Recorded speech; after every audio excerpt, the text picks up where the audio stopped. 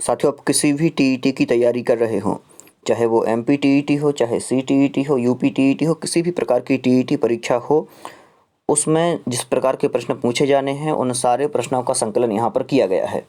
और यहाँ पर लगभग 2008 से स्टार्ट करके और अभी तक जितनी भी प्रतियोगी परीक्षाएं हुई हैं और उनमें जो प्रश्न पूछे गए हैं उनका यहाँ पर संकलन किया गया है पेपरों को उठा करके, और जितने भी क्वेश्चंस मिले सारे के सारे क्वेश्चंस यहाँ पर लाए गए हैं। आप लोग निरंतर अभ्यास जारी रखें और अधिकतर जो प्रश्न हैं वो प्राथमिक शिक्षक पात्रता परीक्षा को लेकर के हैं, और सीटीईटी के लिए तो बहुत कारगर हैं, एमपीटीईटी के लिए तो बहुत अच्छे से देखें। चलते हैं पहले प्रश्न पर। उपचारात्मकम शिक्षणम कर्तुम शक्यते। क्या कह रहे हैं कि उपचारात्मक शिक्षण जो है वो अपन कर सकते हैं, तो किसके द्वारा कर सकते हैं?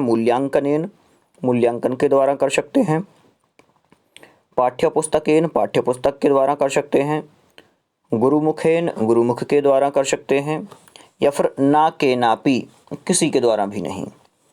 क्या कह रहे हैं? उपचारात्मकम शिक्षणम कर्तुम शक्यते, उपचारात्मक शिक्षण कर सकते हैं। क्या रहेगा सही उपचारात्मक शिक्षण के संबंध में? तो उपचारात्मक शिक्षण अपन बालक का मूल्यांकन करके और फिर कर सकते हैं उसका उपचार, क्योंकि यहाँ जो प्रश्न दिए हुए, जो ऑप्शन दिए हुए उनमें सबसे ज़्यादा श्रेष्ठ मूल्यांकन ही है। आगे चलते हैं। वस्तुनिष्ठ परीक्षायाः प्रकाशः भवन्ति। क्या कह रहे हैं? वस्तुनिष्ठ परीक्षायाः प्रकारः, प्रकाशः लिखा हुआ है, प्रकाराः कर लें यहाँ पर, प्रकाराः भवन्ति। प्रकार मतलब कि जो वस्तुनिष्ठ परीक्षा है उसके प्रकार हैं। कितने प्रकार की होती है वस्तुनिष्ठ परीक्षा? बहुसमाधान प्रश्न होते हैं वस्तुनिष्ठ परीक्षा में, या फिर रिक्त स्थान पूर्ति वाली होती है, या फिर सत्यासत्य का निर्णय होता है, या फिर उपर्युक्ताः सर्वैः, या फिर सभी। तो वस्तुनिष्ठ परीक्षा के संबंध में कहा जाता है कि उपर्युक्ताः सर्वैः मतलब उसमें बहुसमाधान प्रश्न भी होते हैं, रिक्त स्थान पूर्ण प्रश्न भी रख सकते हैं अपन, और सत्यासत्य का निर्णय करने के लिए भी रख सकते हैं, क्योंकि एक शब्द में ही सारे के सारे उत्तर रहने हैं। आगे चलते हैं। छात्रस्य ज्ञानात्मक क्षेत्रस्य परीक्षणम कर्तुम शक्यते। छात्र के ज्ञानात्मक क्षेत्र का परीक्षण कर सकते हैं। छात्र से मतलब छात्र के, ज्ञानात्मक मतलब ज्ञानात्मक, क्षेत्र से मतलब क्षेत्र के, परीक्षण मतलब परीक्षण, कर्तुम मतलब कर, शक्यते मतलब सकते हैं। तो छात्र के ज्ञानात्मक क्षेत्र का परीक्षण कर सकते हैं अध्ययन के द्वारा, परीक्षायाः परीक्षा के द्वारा, पाठ्यपुस्तक के द्वारा, या भाषण के द्वारा।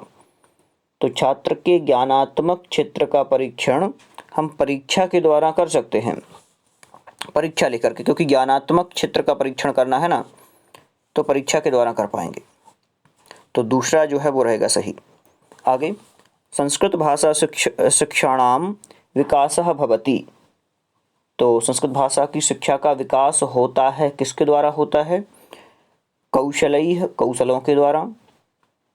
दूसरा दिया है नाटक के द्वारा, या फिर पठन के द्वारा, या दर्शन के द्वारा। तो संस्कृत भाषा जो शिक्षा है या फिर शिक्षण है उसका विकास होगा तो कौशलों के द्वारा होगा। भाषा शिक्षण के जो कौशल हैं उनमें छात्र को प्रवीण करना होगा और उनके अनुरूप पठन कार्य कराना होगा, जिससे कि शिक्षण प्रभावी भी होगा और संस्कृत को बच्चे सीखेंगे और संस्कृत का विकास भी होगा। बालकेषु कल्पना शक्तेः विकासः भवति। बालकों में कल्पना शक्ति का विकास होता है। किसके द्वारा कल्पना शक्ति का विकास होता है? छात्रनायक विधि के द्वारा होता है क्या? दूसरा दिया है कथा कथन विधि के द्वारा होता है क्या?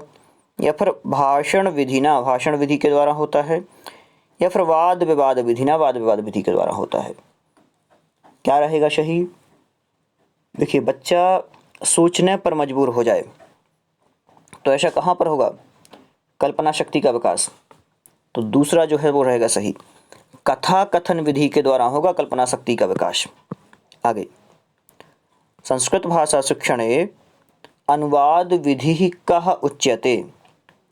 क्या कह रहे हैं? संस्कृत भाषा शिक्षण में अनुवाद विधि कौन सी कही जाती है? संस्कृत भाषा शिक्षण में अनुवाद विधि उच्यते अनुवाद विधि कौन सी कही जाती है? सूत्र विधि, व्याकरण विधि, भंडारकर विधि या फिर पारायण विधि। तो अनुवाद विधि बताना है। संस्कृत शिक्षण में अनुवाद विधि किसे कहा जाता है? और आपने एक चीज़ और पढ़ा होगा, व्याकरण अनुवाद विधि के नाम से भी आपने पढ़ी होगी। तो बिल्कुल सेम वही है, कोई ज़्यादा अंतर नहीं है। व्याकरण अनुवाद विधि जिसे अपन भंडारकर विधि के नाम से भी जानते हैं। तो जो तीसरे नंबर पर दिया हुआ है ये, तो तीसरे नंबर वाला रहेगा सही, भंडारकर विधि। और देखिए, जिन्होंने ये लंबी सीरीज पढ़ी है पहले से, तो उनसे ये वाले प्रश्न भी बन जाएंगे, क्योंकि अधिकतर प्रश्नों का रिपीटेशन ही चलता है संस्कृत में। और अधिकतर प्रश्न CTET में जो पूछे गए हैं वो यहाँ पूछ लिए जाते हैं। अन्य परीक्षाओं के प्रश्न CTET में पूछ लिए जाते हैं। तो आप लोगों को निरंतर अभ्यास करना है प्रश्नों का। जितने ज़्यादा आप प्रश्न लगाएंगे, तो आपको एक चीज़ और मैं मानता हूँ कि आपको ये भी पता चलेगा कि ऐसे प्रश्न पूछे जाते हैं। देखिए, प्रश्नों का स्तर पता चलता है, और जब प्रश्नों का स्तर आपको पता चलेगा तो आप बहुत ज़्यादा तैयार हो जाएंगे परीक्षा के लिए। तो अधिक से अधिक प्रश्नों को लगाएं, जितने लगा सकते हैं। आगे चलते हैं। कुशाग्र सामान्य मंदबुद्धि छात्राणां कृते कः सिद्धान्तः समुपयुक्तः? क्या कह रहे हैं? कुशाग्र, सामान्य और मंदबुद्धि छात्रों के लिए कौन सा सिद्धांत समुपयुक्त है? पहला दिया है वैयक्तिक भिन्नता का सिद्धांत, अनुपात क्रमयोश्च सिद्धांतः अनुपात क्रम का सिद्धांत, या फिर समवाय सिद्धांतः समवाय सिद्धांत, या मौखिक कार्यस्य सिद्धांतः। तो जो कुशाग्र बुद्धि छात्र हैं, कुशाग्र बुद्धि छात्रों के लिए कहा है वैयक्तिक भिन्नता का सिद्धांत जो है वो इनके लिए ठीक है। कुशाग्र बुद्धि हो, सामान्य बुद्धि हो या मंद बुद्धि छात्र हों, उन सभी के लिए वैयक्तिक भिन्नता का सिद्धांत जो है वो सही रहेगा। आगे चलते हैं अगले प्रश्न पर। संस्कृत भाषा शिक्षणे प्रथमं मौखिक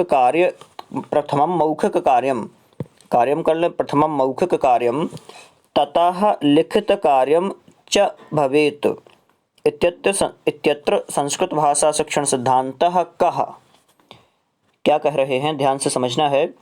संस्कृत भाषा शिक्षण में पहले तो मौखिक कार्य, उसके बाद में लिखित कार्य हो या फिर होता है, हाँ हो। इत्यत्र संस्कृत भाषा शिक्षणस्य कः सिद्धांतः? यहाँ पर संस्कृत भाषा का कौन सा सिद्धांत है? संस्कृत भाषा का, ध्यान से। पहला दिया है रुचेः सिद्धांतः, रुचि का सिद्धांत है। दूसरा दिया हुआ है बहुमुखी सिद्धांतः, बहुमुखी सिद्धांत है। तीसरा दिया हुआ है अनुपातस्य क्रमस्य च सिद्धांतः, अनुपात क्रम का सिद्धांत। और चौथा दिया है सक्रियतायाः सिद्धांतः, सक्रियता का सिद्धांत। सही बताना है क्या रहेगा? तो जो तीसरे नंबर पर दिया हुआ है अनुपातस्य क्रमस्य च सिद्धांतः, अनुपात क्रम का सिद्धांत जो है ये रहेगा सही। आगे चलते हैं अगले प्रश्न पर। पूर्व ज्ञानात् परम नवीनम ज्ञानम प्रदेयम इत्यत्र शिक्षण सिद्धांतस्य किम सूत्रम? क्या कह रहे हैं? ध्यान से समझना है। पूर्व ज्ञानात् परम नवीन, ध्यान से, पूर्व ज्ञानात् परम नवीनम ज्ञानम प्रदेयम, पूर्व ज्ञान के बाद नवीन ज्ञान का देना। यहाँ जो शिक्षण सिद्धांत है वो कौन सा शिक्षण सूत्र है ये बताना है। सूक्ष्मात् स्थूल शिक्षणम, सूक्ष्म से स्थूल शिक्षण की ओर ये कहा जाता है। ज्ञाताद अज्ञातम प्रति, ज्ञात से अज्ञात की ओर कहा जाता है। ध्यान से एक बार देख लें। पूर्व ज्ञानात् परम नवीन ज्ञानम प्रदेयम, पूर्व ज्ञान के बाद ही नए ज्ञान को देना। संश्लेषणात् विश्लेषणम प्रति, संश्लेषण से विश्लेषण की ओर। कठिनात् सरलम प्रति, कठिन से सरल की ओर। क्या रहेगा सही? देखिए, ज्ञानात् पूर्व ज्ञानात् परम नवीन ज्ञानम प्रदेयम, तो ये तो ज्ञाताद अज्ञातम प्रति जो है ये शिक्षण सूत्र काम करेगा। यहाँ पर ज्ञात से अज्ञात की ओर, मतलब पहले पूर्व ज्ञान है अपन को, बाद में नवीन ज्ञान प्रदान किया जा रहा है। तो ज्ञात चीज के बाद अज्ञात चीज पर। आगे चलते हैं। गुरुमुखम इति साधनम विद्यते गुरुमुखम इति साधनम विद्यते। गुरुमुख जो है इस प्रकार का साधन है। किस प्रकार का है? भाषा कौशलस्य, भाषा कौशल का साधन है। दूसरा दिया है श्रवण कौशलस्य, श्रवण कौशल का साधन है। लेखन कौशलस्य, लेखन कौशल का साधन है। या फिर पठन कौशलस्य, पठन कौशल का। तो थोड़ा सा ध्यान दे लेना है अपन को। गुरुमुखम इति साधनम विद्यते, गुरुमुख साधन है। तो मुख, गुरुमुख मतलब कि मुँह से बोलने का कहा गया है। और जब बोलने की चर्चा आती है तो कौन सा कौशल आता है? भाषण कौशल आएगा। लेकिन छात्र के लिए उपयोगी कौन सा है?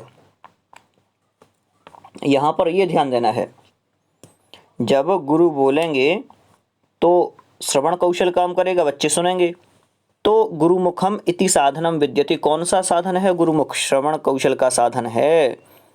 ये रहेगा सही। श्रवण कौशल, श्रवण कौशल से साधनम, श्रवण कौशल का साधन। आगे चलते हैं। संस्कृत अध्यापनस्य, संस्कृत अध्यापनस्य श्रव्य साधनम विद्यते, संस्कृत अध्यापन का श्रव्य साधन है। प्रतिकृति, प्रतिकृति मतलब कि चित्र, या फिर श्यामपट्टः, श्यामपट्ट, श्यामपट्ट अपना ब्लैक बोर्ड। दूरदर्शनम, दूरदर्शन, टीवी वगैरह। या फिर ध्वन्याभिलेख मतलब कि ध्वनि अभिलेख। तो क्या रहेगा सही? संस्कृत अध्यापनस्य श्रव्य साधनम, श्रव्य साधन की चर्चा यहाँ पर चल रही है, तो श्रव्य साधन का आपको बताना है क्या रहेगा। तो दूरदर्शनम, जो दूरदर्शन है वो श्रव्य साधन और दृश्य साधन के अंतर्गत, दोनों के अंतर्गत आता है। तो श्रव्य साधन भी ये है, तो ये रहेगा सही। दूरदर्शन जो है संस्कृत अध्यापन का श्रव्य साधन है। आगे चलते हैं अगले प्रश्न पर। संस्कृत भाषा शिक्षण समये नगरस्य भौगोलिकी स्थिति अवगंतुम कस्य अधिगम साधनस्य प्रयोगम कर्तुम शक्यते। क्या कह रहे हैं? देखिए, जब भी प्रश्न बड़े हों तो उन प्रश्नों को अपन को समझना है। जब भी प्रश्न बड़े हों पहले समझना है, फिर उत्तर देना है, तो आराम से आ जाएंगे समझ में। देखिए क्या कह रहे हैं। संस्कृत भाषा शिक्षण समय, संस्कृत भाषा शिक्षण करते समय या फिर करने पर नगर की भौगोलिक स्थिति अवगंतुम, अवगंतुम मतलब जानने के लिए, कस्य मतलब किस, अधिगम साधनस्य अधिगम साधन का, प्रयोगः कर्तुम प्रयोग कर, शक्यते मतलब सकते हैं। क्या कह रहे हैं? संस्कृत भाषा शिक्षण के समय में नगर की भौगोलिक स्थिति जानने के लिए किस अधिगम साधन का प्रयोग कर सकते हैं। तो भौगोलिक स्थिति जानना है तो पहला दिया है मानचित्र, मानचित्र का प्रयोग।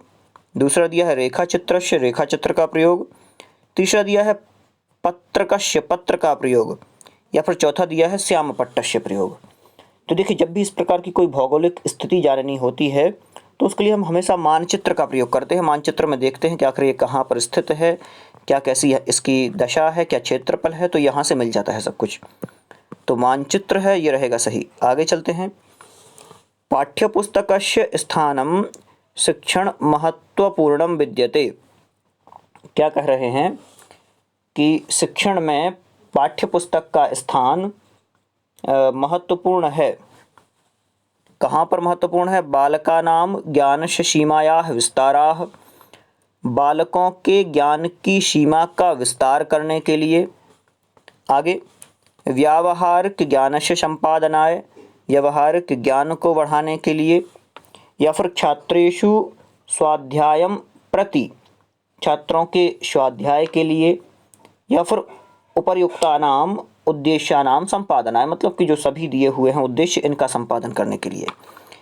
तो क्या रहेगा सही? यही जो चौथे नंबर पर दिया हुआ है, पाठ्य पुस्तक का स्थान शिक्षण में महत्वपूर्ण है, उपर्युक्त सभी छात्रों के स्वाध्याय के प्रति भी है, व्यवहारिक ज्ञान का संपादन के लिए भी है, और बालकों के ज्ञान की सीमा का विस्तार करने के लिए भी है। आगे चलते हैं। शिक्षण विधिनाम समीकरणे शिक्षा स्तरस्य उन्नतीकरणे च सहायकं भवति। क्या कह रहे हैं? शिक्षा विधियों के समीकरण में शिक्षा स्तर के उन्नतीकरण के लिए सहायक होता है? क्या सहायक होता है ये आपको बताना है। पाठ्यपुस्तकम पाठ्यपुस्तक सहायक होती है। तो शिक्षा का उन्नतीकरण करने के लिए मतलब कि बच्चे को अब पढ़ाई देखना है अपन को। मूल्यांकनम मूल्यांकन, गृहकार्यम गृहकार्य और तीसरा अध्यापनम अध्यापन। क्या रहेगा सही? तो जो दूसरे नंबर पर दिया है मूल्यांकनम, मूल्यांकन सहायक होता है। आगे चलते हैं और ये अंतिम प्रश्न ही रखेंगे अपन। छात्राणाम गृहकार्यस्य मूल्यांकनम भवितुम शक्नोति। क्या कह रहे हैं कि छात्रों का या फिर छात्रों के गृह कार्य का मूल्यांकन हो सकता है। कौन सा मूल्यांकन हो सकता है? बाह्य मूल्यांकनेन, बाह्य मूल्यांकन के द्वारा हो सकता है। साक्षात्कारेण, साक्षात्कार के द्वारा हो सकता है। आंतरिक मूल्यांकन, आंतरिक मूल्यांकन के द्वारा हो सकता है, या फिर संभाषणेन, संभाषण के द्वारा।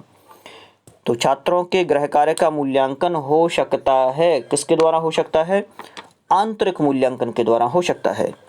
तो जो यहाँ पर दिया हुआ है तीसरे नंबर वाला, ये रहेगा सही उत्तर। तो आज के लिए इतने ही प्रश्न रहने देते हैं और अगला जो वीडियो रहेगा उस वीडियो में पुनः इसी प्रकार के कुछ महत्वपूर्ण प्रश्नों के साथ। और मैं कोशिश यही करता हूँ कि कोई ज़्यादा बड़ा वीडियो ना हो, लगभग 15 से 20 मिनट के अंदर वीडियो रहे और आप लोग उस वीडियो में आराम से 15 क्वेश्चन तक कवर कर सकें। तो ऐसे ऐसे 15-15, 20-20 क्वेश्चन करके और आप लोग बहुत सारे क्वेश्चनों को हल कर लेंगे।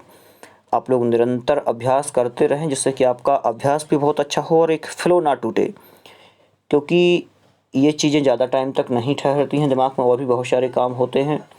आप लोग एक बार भूल जाएंगे तो आपको फिर से रिवीजन स्टार्टिंग से करना पड़ेगा।